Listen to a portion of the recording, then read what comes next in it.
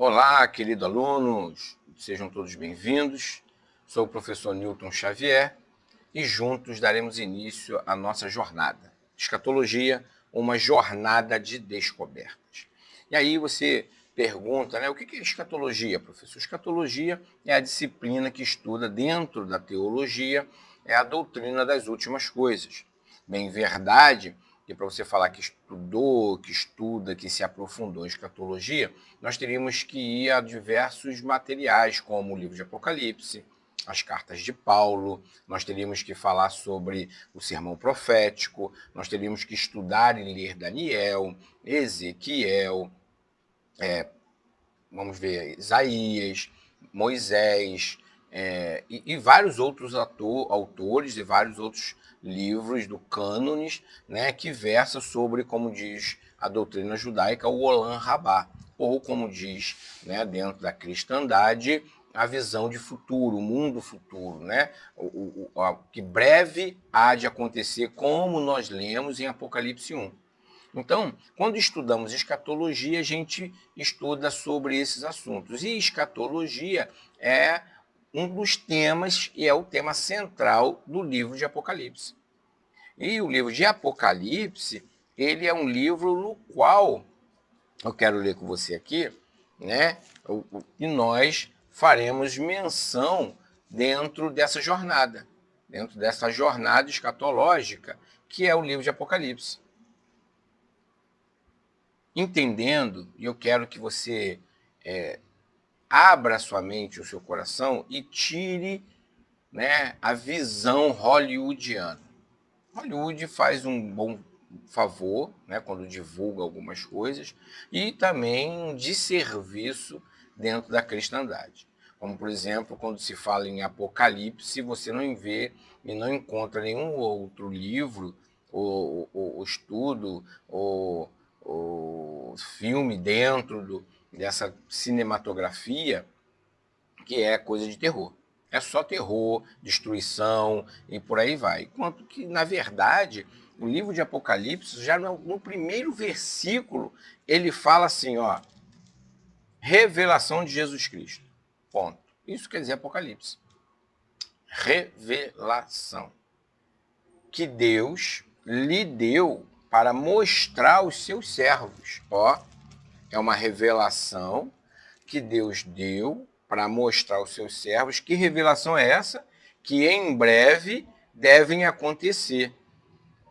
E que ele, enviando por intermédio do seu anjo, notificou ao seu servo João. Então, o que é Apocalipse? Apocalipse, uma linguagem apocalíptica, é uma linguagem que tem revelação, que tem uma revelação de futuro, que tem uma intermediação de um anjo e que é entregue a um profeta. Então, isso é revelação.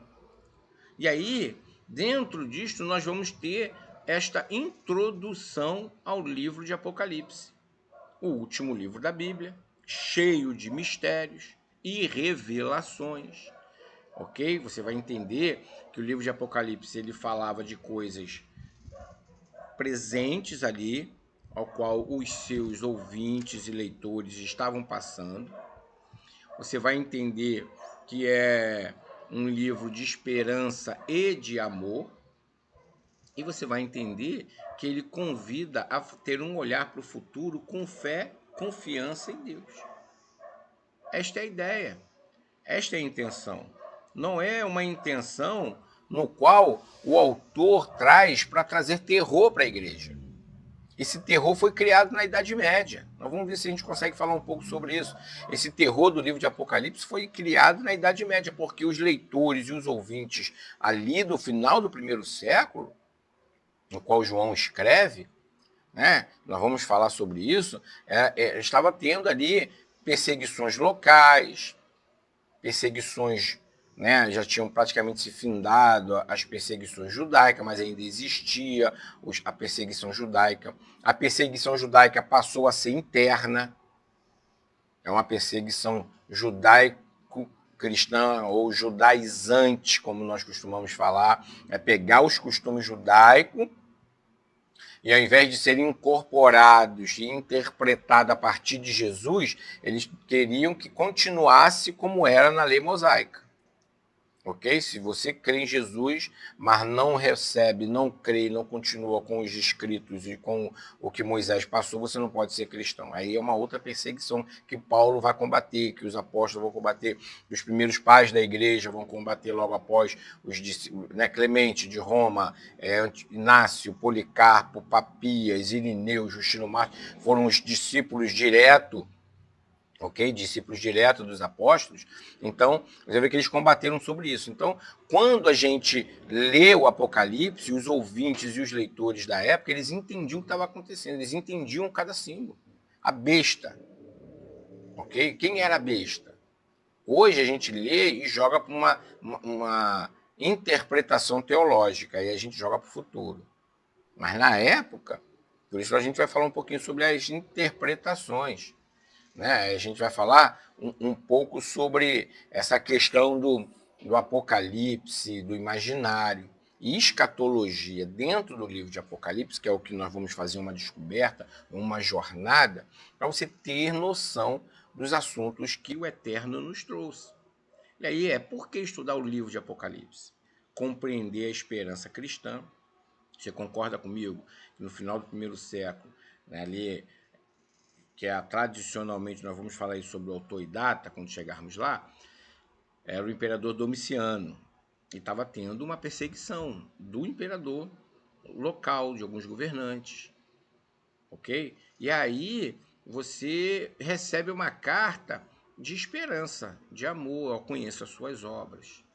Sei que é fraco, mas permaneceste firme, resistisse aos falsos apóstolos, os que se dizem judeus, mas são sinagogas de Satanás, e por aí vai.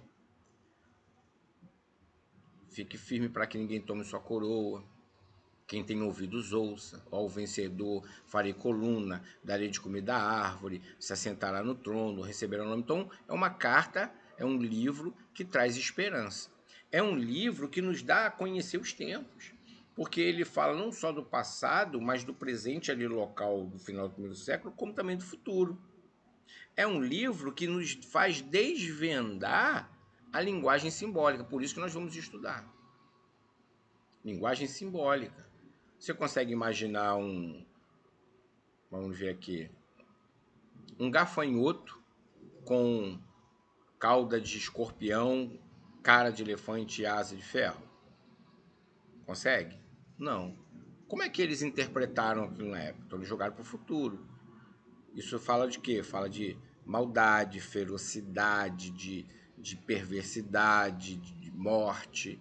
Mas hoje, você olhando, você pode falar para mim assim, o que vem na sua mente quando você vê um objeto voador parecido com um gafanhoto, com a cauda de ferro, com asas e uma cara de cavalo? Te lembra o quê? Não te remete a um helicóptero? Isso aqui alguns teólogos hoje da modernidade, da contemporaneidade, diz que João viu, e por ele não ter dados, ele interpreta. Por exemplo, a besta de 7 cabeças, 7 chifres. Você sabia que Roma foi fundada sobre 7 montes? Olha o símbolo aí. Opa, para eu não falar Roma, eu falo os 7 montes. Então os seus leitores entendiam. A Babilônia. Opa, o Império Babilônico já tinha passado há muito tempo. Então por que ele está falando de Babilônia? O que é esse símbolo? Então nós vamos desvendar esse símbolo. Você entende que quando a gente vai estudar, a gente tem que entender esse contexto.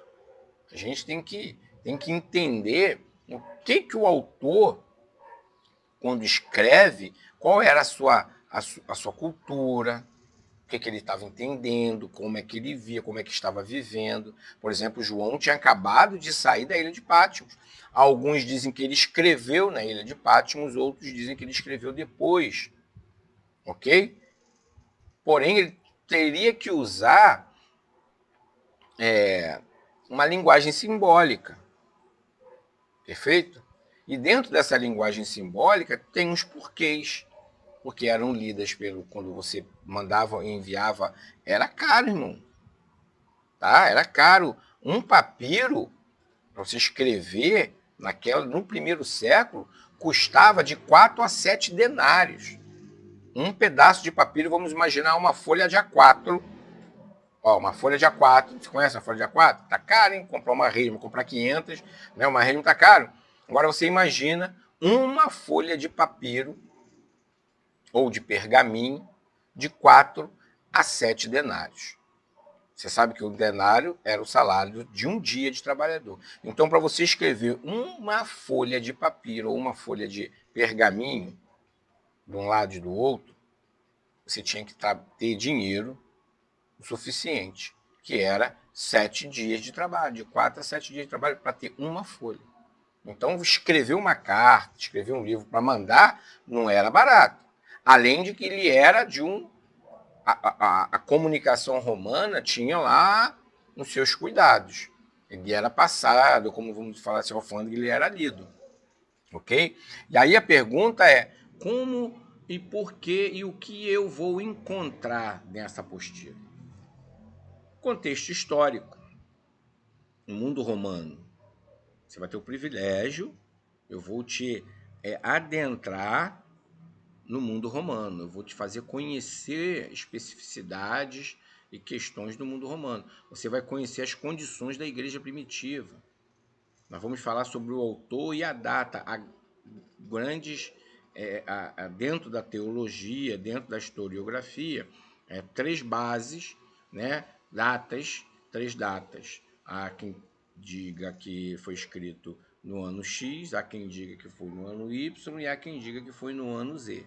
Nós vamos falar um pouco sobre isso, das nossas impressões, a estrutura do livro, a linguagem do livro e as interpretações do livro. Ok? Quais são as interpretações? Como interpreta o livro de Apocalipse? Os teólogos, os historiadores, os sociólogos, os antropólogos, os estudiosos, que a Bíblia é o livro mais lido, mais comentado, mais estudado na história da humanidade no Ocidente. Então é um livro que ele... e quem não entende...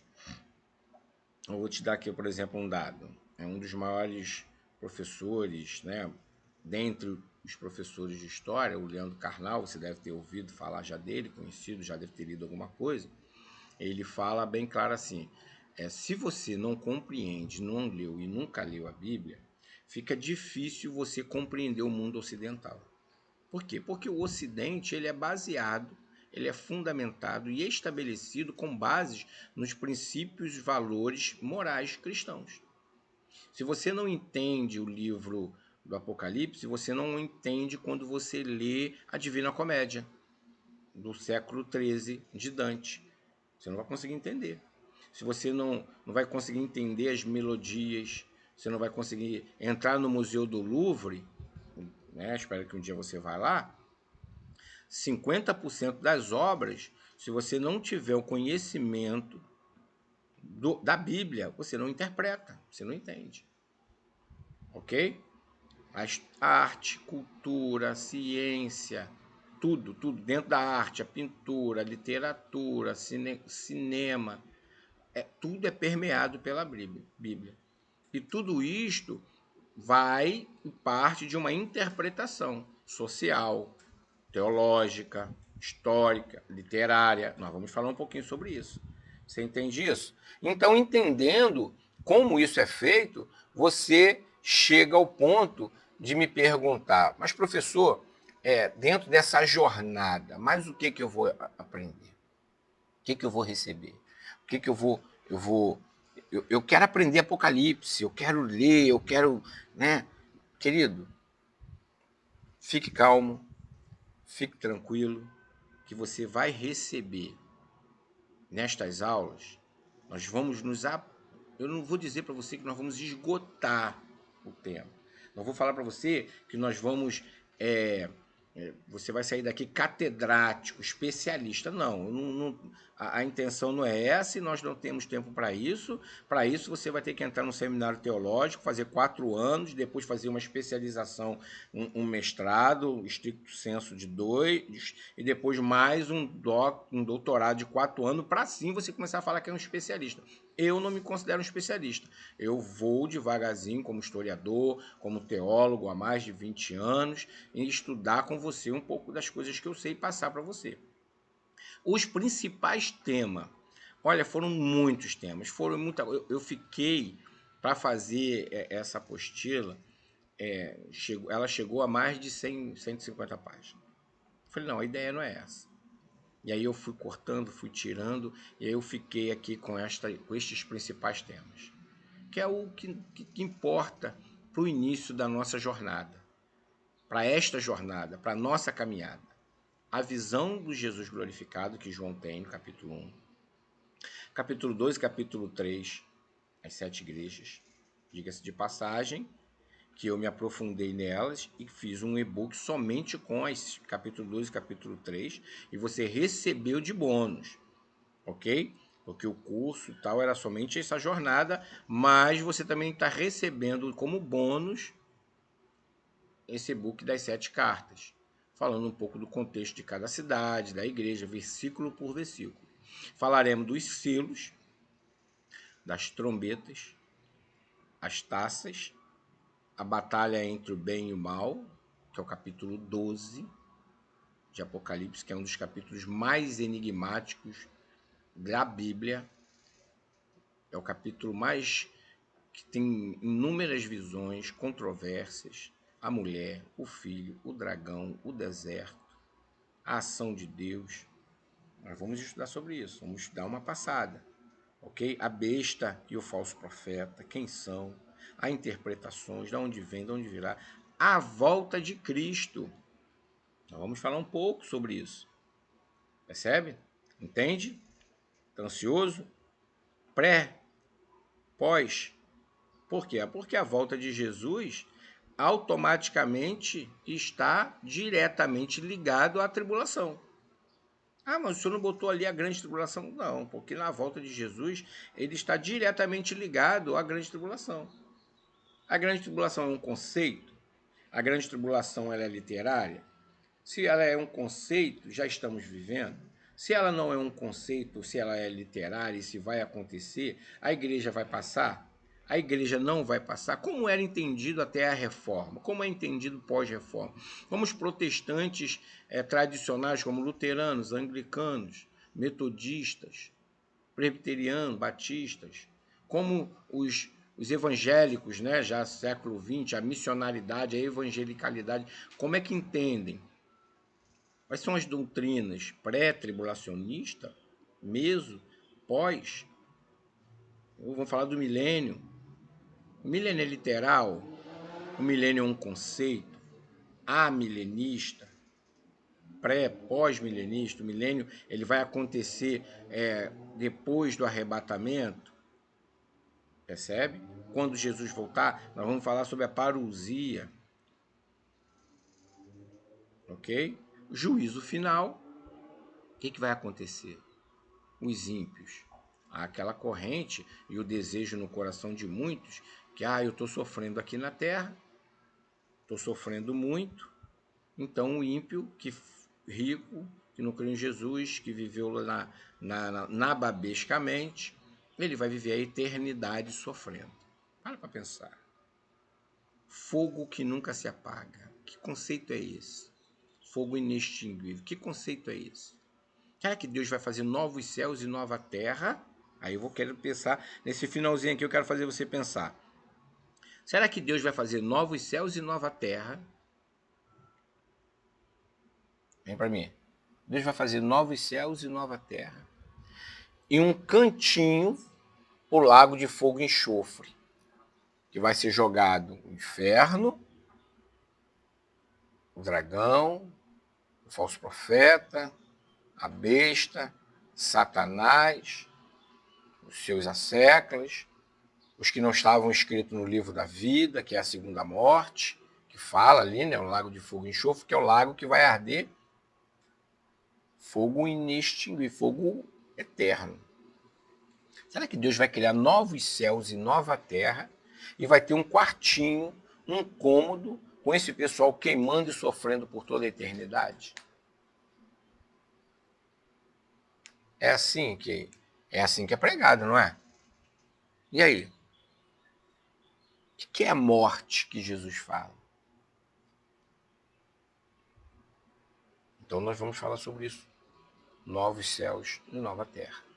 Você será introduzido sobre esses conceitos. Eu não vou falar para você que isso é a verdade A, que a verdade B não é, que a verdade C também não é, ou a verdade C ela é a verdade A. Não, eu vou falar para você, existe A, B, C, cada um pensa assim, outro pensa assim, o autor pensa assim, e você, com um pensamento crítico, e quando eu falo crítico, é de olhar, ler, analisar, criticar. Você tem uma tese, você tem antítese, ok? E chegamos na síntese.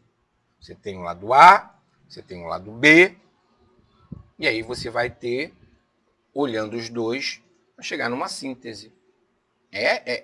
Este é o desejo como professor. Eu não quero chegar aqui e dar para você, isso é verdade, assim, assim. Não, eu quero que você chegue às suas conclusões. Porque, ultimamente, vamos lá, querido, infelizmente, na religiosidade, na contemporaneidade, não tem se ensinado dentro do discipulado o povo a pensar. Alguns líderes acham que o povo é tido como ovelha e acha que tem que tomar decisão, manipular, controlar. Você foi para onde? Você não me avisou? Você veio para... Não, ok? Aqui é a sala de aula. Quero fazer você pensar, você tomar decisão. É você olhar para o texto, olhar ao seu redor e interpretar. Por isso nós vamos estudar o livro do Apocalipse. Aqui é o professor Newton Xavier. Até a próxima aula.